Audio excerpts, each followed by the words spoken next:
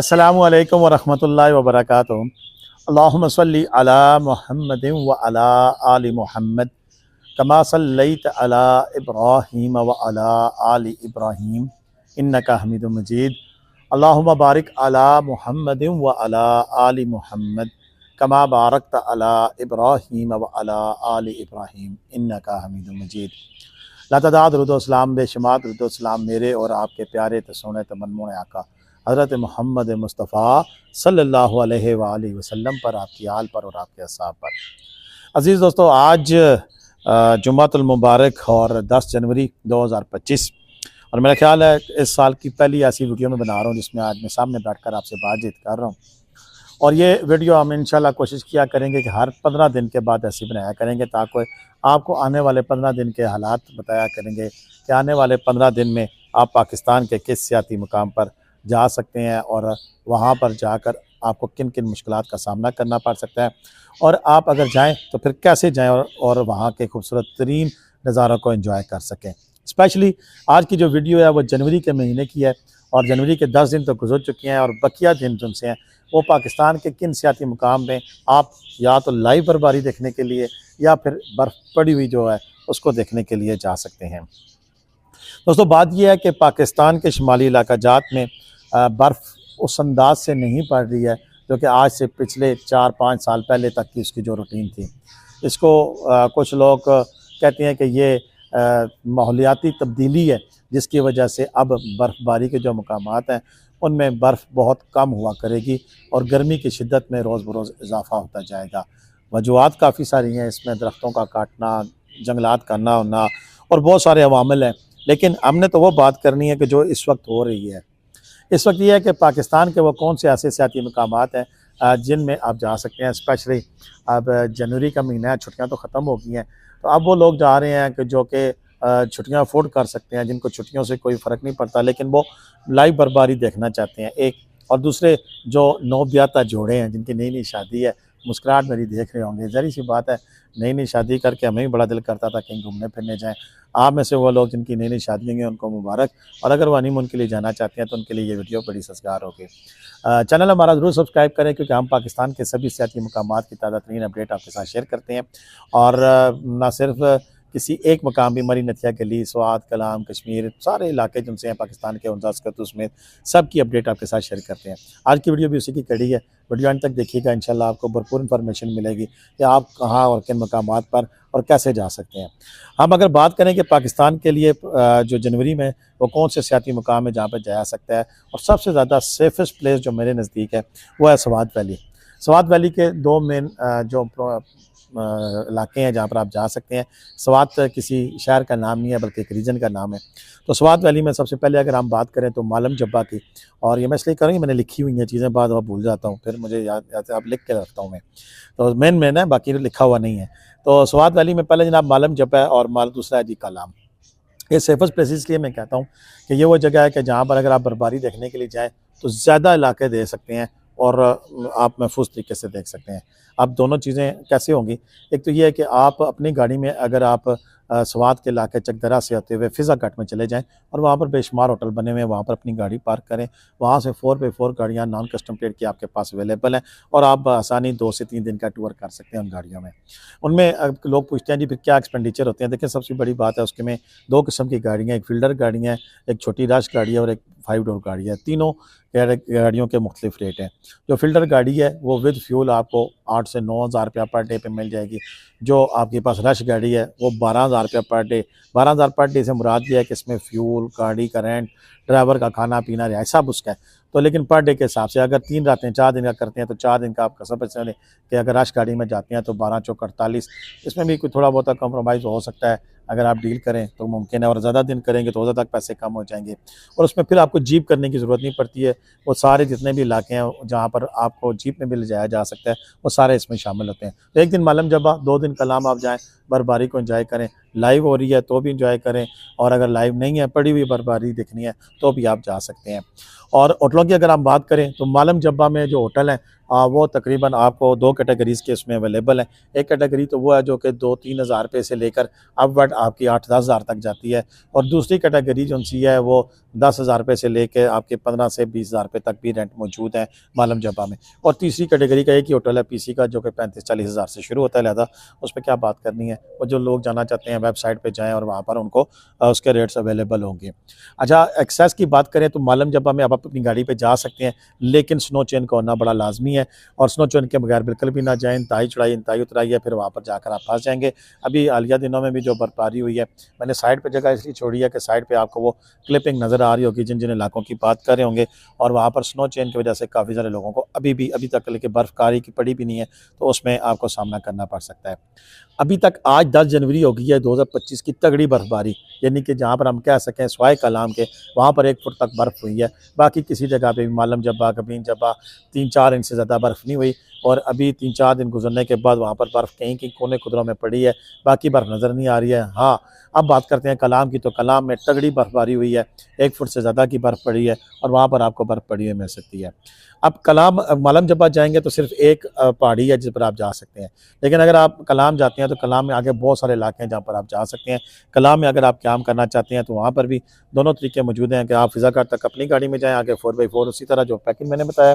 दूसरी ऑप्शन ये हो सकती है कि आप यहाँ से फैसल मूवर या किसी तगड़ी में गाड़ी में जाएँ, और फ़िज़ागढ़ पहुँच के वहाँ से भी आगे लोकल गाड़ियाँ जाती हैं, फ़िल्डर गाड़ियाँ भी लोकल लेके जाती हैं, और प्लस आपके टोटा आईएस वगैरह भी होते हैं। अगर वो नहीं जाना चाहते तो फिर आपको अपनी गाड़ी करके भी जा सकते हैं। वहाँ पर होटलों की अगर हम बात करें तो कलाम के अंदर आपको होटल इसी तरह 3-4 हज़ार रुपये से लेकर अपवर्ड फिर मुख्तलिफ रेट से करते हुए 20-25 हज़ार रुपये तक भी, 30 हज़ार रुपये तक भी रूम अवेलेबल है। बहुत सारे होटल हैं, आप नेट पे जा सकते हैं, हमारी वीडियोज़ में जा सकते हैं। मैं बार-बार कहता हूँ लेकिन मुझसे हो नहीं पा रहा है, पता नहीं इसको क्या कह सकते हैं, आलसीपन कहें या लगर्जी, कि होटलों की वीडियो मुख्तलिफ इलाकों की मैं सेपरेट कर दूँ, ताकि आप जाएँ और जो-जो होटल आपको पसंद है वहाँ पर आप उनसे राब्ता कर सकते हैं। हमें कहेंगे हम भी बुकिंग करा के देंगे, लेकिन अब वो सर्विस चार्जेस के बगैर मैं बुकिंग नहीं करूँगा, और जिसने मुझे सर्विस चार्जेस देने हैं तो मैं बुकिंग करा के दूँगा, क्योंकि हम डिस्काउंट करा के देंगे आपको, और ज़बरदस्त डिस्काउंट करा के देंगे, लेकिन उसके वजह से हम सर्विस चार्जेस आपसे लेंगे। अच्छा, ये अगली बात करते हैं कि हम नीलम वैली। नीलम वैली देखें, नीलम वैली की बात करें तो नीलम वैली है ये आपकी केल, अड़ंकेल, शारदा, कैरन, डेंजर, और फिर ये लोआत बाला से होते हुए सारी जो जगह है आपको चलियाना वगैरह, और इसमें आपकी आ जाता है तो अपर नीलम, लोअर नीलम, जिसे भी आप कह सकते हैं, झेलम वैली कह सकते हैं। ये पूरा इलाका है, ये बर्फबारी के हवाले से अपनी गाड़ी के जाने के लिए मेरे हिसाब से सेफ़ नहीं है। हाँ, अगर आप जाना चाहते हैं तो शारदा तक चले जाएँ, नीलम डेंजर तक चले जाएँ, और वहाँ से फिर आप 4x4 गाड़ी लेके फिर आप केल भी जा सकते हैं, आप अड़ंकेल जा सकते हैं, आप ताओ बट, अभी तक ताओ बट का रास्ता खुला हुआ है, कोई भरपूर बर्फबारी इस तरह की नहीं हुई है। अड़ंकेल में बर्फ़ पड़ी है, 4-5-6 इंच तक पड़ी होगी, इस तरह केल में थोड़ी बहुत ही बर्फ़ पड़ी है, शारदा में तो बिल्कुल हल्की सी बर्फ़ पड़ी थी, उसके बाद ख़त्म हो चुकी है। इन इलाकों में भी आप जा सकते हैं, ये नहीं कि नहीं जा सकते, अपनी गाड़ी में जाएँ, और तो बिल्कुल आप शारदा से आगे ना जाएँ। स्नो चेन लेके लोग जाते हैं, लेकिन फिर बात वही आ जाती है कि पिछले दिनों में कश्मीर में सबसे ज़्यादा नीलम वैली में एक्सीडेंट हुए हैं, तो लिहाजा मैं रिकमेंड नहीं करूँगा कि आप अपनी गाड़ी में जाएँ, और ख़ुसूसन पाकिस्तान के किसी भी सियाती मुकाम पे आप चले जाएँ तो रात को सफ़र बिल्कुल भी मत करें। वादी कागान की अगर हम बात करें तो वादी कागान के भी ऐसे इलाके हैं कि जहाँ पर बर्फबारी देखने के लिए जाया जा सकता है। नारान तो बंद हो गया है, तकरीबन अब महीना होने वाला है, लेकिन अभी भी हम वादी कागान के कुछ इलाके हैं, जैसे कि कागान शहर है, वहाँ पर जाकर हम बर्फ़ देख सकते हैं। इसी तरह हम शुगरान जा सकते हैं, और शुगरान भी एक लिहाज से बहुत ही महफूज टूर हो सकता है।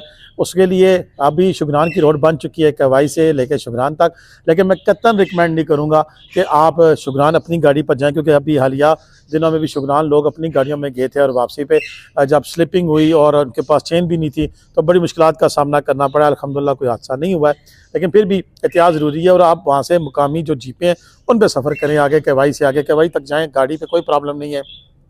रोड्स क्लियर हैं, इवन कागान तक आप अपनी गाड़ी पर जा सकते हैं। तो ये भी बेहतरीन ऑप्शन हो सकती है। इसमें भी 3-4 मुकाम है जिसमें आप शुगरान का बर्फबारी देख सकते हैं, आप आगे कागान बर्फ़ देख सकते हैं, और कागान से आगे भी बाद औक़ात तो लंबी पट्टी तक जाने देते हैं। अगर रास्ते क्लियर हुए हों तो आप आगे के मनाज़र भी इंजॉय कर सकते हैं। रास्ते में आप एक नई डेस्टिनेशन जो कि सुक्की किनारी डैम है वो भी आप देख सकते हैं, और उसका भी आप नज़ारा कर सकते हैं अगर वहाँ तक आपको जाने दिया जाता है तो। कागान वैली के यही पॉइंट्स हैं जहाँ पर आप बर्फबारी देखने के लिए जा सकते हैं। उससे अगली ऑप्शन आ जाती है जी, और सबसे नज़दीक तरीन ऑप्शन है मरी व गलियात। मरी व गलियात में आप जाने के लिए स्नो चेन के बगैर जाना तो बिल्कुल भी फजूल है। मैं आपको बता रहा हूँ, स्नो चेन के बगैर बिल्कुल भी मत जाएँ। मरी तक आप जाना चाहते हैं तो बर्फबारी के हवाले से मैं वीडियो के आखिर में बताऊंगा कि आने वाले दिनों में 20 फरवरी तक या उस 20 जनवरी तक क्या सिचुएशन है, बर्फबारी के क्या चांस है। लेकिन फिलहाल मैं आपको बता रहा हूँ कि मरी जो लोग जाना चाहते हैं बर्फ़ देखने के लिए, लाइव बर्फबारी देखने के लिए, स्नो चैन के बगैर बिल्कुल भी नहीं जाना चाहिए, फिर आप वहाँ जाकर ख्वार होते हैं। हाँ, अगर आप जाना चाहते हैं बर्फबारी से पहले चले जाएँ और वहाँ क़याम करें, बर्फ़ ख़त्म हो जाए, रोडें साफ़ हो जाए, वापस आ जाए, तो ये ऑप्शन एक मौजूद है। मरी गलियात की बात करें तो इन दिनों में आपको 3-4 हज़ार रुपये में से लेकर तो अब वाट उसी तरह हर जगह के रेट एक तकरीबन एक जैसे हैं। होटल की कैटेगरीज़ होती हैं, कोई सर्विसेज अच्छी दे रहा है तो फिर उसके ऊपर चार्जेस भी अच्छे ले रहा है, कमरे अच्छे डेकोर हुए हैं तो उसके अलावा चार्जेस अच्छे ले रहा है। तो मरी और गलियात भी अच्छी ऑप्शन है, यहाँ पर भी आपको जाया जा सकता है। मरी से गलियात से मुराद ये है कि आप नथिया गली में अगर जाते हैं तो वो महंगा है थोड़ा मरी के मुकाबले में। पॉइंट्स जो से हैं अगर हम गलियात की बात करें तो उसमें अयूबिया है, उसमें नथिया गली है, उसमें खानसपुर है, नमली महरा जा सकते हैं, पाइपलाइन ट्रैक कर सकते हैं, मुशकुरी टॉप जा सकते हैं, ये मेन स्पेसेस हैं। अच्छा, उसके अलावा छांगला गली में सबसे ज़्यादा बर्फ़ पड़ती है, वहाँ पर आप देखने के लिए ज़रूर जा सकते हैं। अगली बात करें जी कि तो फिर आगे आ जाता है उंजा स्कर्दू। देखिए उंजा स्कर्दू इन दिनों में सबसे सेफेस्ट तरीका तो यही है कि आप स्कर्दू चले जाएँ बाय एयर, और उसके फिर बाद वहाँ से गाड़ी करके आप पूरा इलाका फिर घूम फिर लें, जो इलाके आपको खुले मिलें। स्कर्दू में आलिया ये अभी बड़ी अच्छी बर्फबारी पड़ी है, जिसमें आप कोल्ड डेजर्ट जा सकते हैं और मटोगा वाटरफॉल जो कि जमी हुई है वो देख सकते हैं, अपर लोअर कचौरा देख सकते हैं, और भी दिगर शिगर के मुख्तलिफ इलाके हैं जहाँ पर आप विज़िट कर सकते हैं, और वहाँ से 4x4 गाड़ी मिल सकती है। उसके बाद इलाकों में टेम्परेचर -20 तक भी है, और अगर आप बहुत ज़्यादा ठंड बर्दाश्त कर सकते हैं तो ज़रूर जाएँ। और इन सारे इलाकों से उंजा स्कर्दू की डायनामिक्स मुख्तलिफ है। वहाँ पर चटील पहाड़ हैं, लेकिन वो जब बर्फ़ से ढके होते हैं तो उनका एक अपना ही मंजर होता है, और दरख्त अब बहुत ज़्यादा हो गए हैं, लोग लगा रहे हैं तो वहाँ पर खूबसूरती बहुत ज़्यादा होती है, और लोग प्रेफर करते हैं उंजा स्कर्दू जाने के लिए। इसमें कोई शक नहीं है, जिन लोगों को उंजा स्कर्दू पसंद आ जाए उन्हें फिर दुनिया की कोई और जगह अच्छी नहीं लगती है। उंजा की भी इसी तरह बात करें तो उंजा से स्कर्दू जो एक ही रोड का रास्ता है वो है शराय कराकरा, और उसके रास्ते में 2 डैम बन रहे हैं, और उन 2 डैमों पे फिर औकात मुकर्रर है, उन औकात में आप गाड़ी वहाँ से गुजार सकते हैं। बारिश हो जाए तो लैंडस्लाइड मामूल की बात है, रिस्की है, इसमें कोई दूसरा ही नहीं है, लेकिन बहुत लंबा रास्ता है। अगर आप उसकी टाइमिंग के शेड्यूल के बगैर चलते हैं तो हो सकता है कि आपको सिर्फ जो आप विशाम वाले रास्ते से जाते हैं तो पिंडी से लेकर चलास तक का जो रास्ता है हो सकता है वही आपका 10 घंटे में न तय हो, और अगर सही तरीके से जाएँ तो फिर देख लें कि आपने किस तरीके से उसको मैनेज करना है, और उसके हवाले से आपकी अपनी चॉइस है। लेकिन मैं समझता हूँ कि वो सबसे ज़्यादा रिस्की फैक्टर है ट्रैवलिंग के एतबार से। उसके अलावा जी कुमराट वैली है, कुमराट वैली में थल बाज़ार तक आप आसानी जा सकते हैं, और थल बाज़ार के अलावा उसके जो नज़दीक तरीन है, अभी बर्फ़ इतनी ज़्यादा नहीं पड़ी है, तो अगर आप ट्रैवलिंग करना चाहें फ़िलहाल तो इलाके खुले हैं, लेकिन उसके बर्फ़ पड़ने के बाद फ़िलहाल टेम्परेचर बहुत ज़्यादा कम होता है, एक्टिविटीज़ बहुत ज़्यादा कम होती हैं, टूरिस्ट बहुत ज़्यादा कम होते हैं। मैं रिकमेंड नहीं करूँगा कुमराट वैली फैमिली के साथ जाने के लिए अभी इन दिनों में। हाँ, अगर आप छड़े छांड एडवेंचर करना चाहते हैं तो फिर ज़रूर जाएँ। कुमराट के रास्ते थल तक अभी तक खुले हैं, थल के होटल भी खुले हैं कुछ, और बाकी आगे जहाँ पर होटल वगैरह ज़्यादा बने हुए वहाँ तक भी आप जा सकते हैं।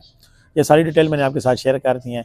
उम्मीद है कि आपको ये वीडियो पसंद आई होगी, और जो मुझे बार-बार सवाल करते हैं कि जी बर्फबारी कहाँ पे मिलेगी हमें लाइव आने वाले दिनों में, उनके लिए ये मैं कहूँगा कि 20 जनवरी तक मुझे कहीं भी बर्फ़ पड़ती हुई दिखाई नहीं देती है।